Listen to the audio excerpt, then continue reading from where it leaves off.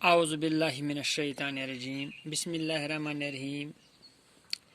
میرا نام سید فیاض احمد ہے۔ میں گورنمنٹ یو پی ایس ملک پورہ زون ماور کا استاد ہوں۔ میں آج 8ویں جماعت کی اردو کتاب کا سبق نمبر 9 جس کا نام ہے جابر بن حیان پڑھانے جا رہا ہوں۔ بچوں میری طرف خیال رکھو۔ اس عظیم سائنسدان نے کئی قسم کے تیزاب ایجاد کیے۔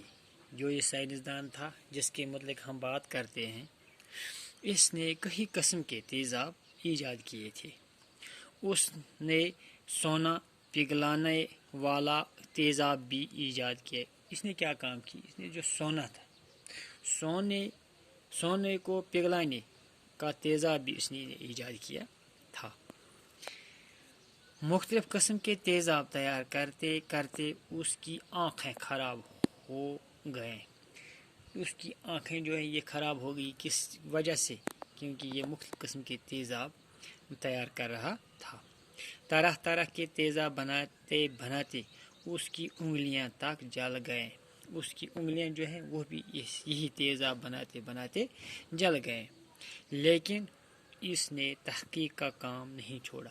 لیکن اس کی بدولت اس کے بعد بھی اس نے اپنی تحقیق کا کام نہیں چھوڑا۔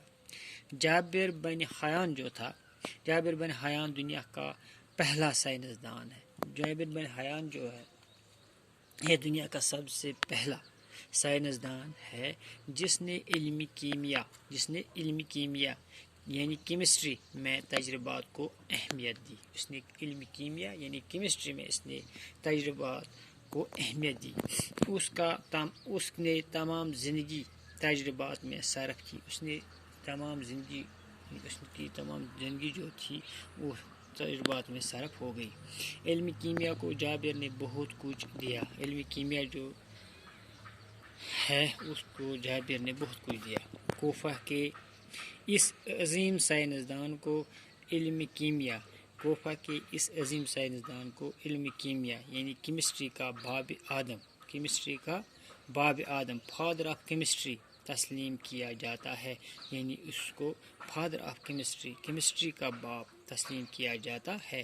اس طرح ہم نے یہ جابر بن حیان جو لیسن ہے سبق نمبر 9 یہ ہم اب آج ختم کی۔ انشاءاللہ کل ہم اس کے سوالات کریں گے۔ باقی وسلام۔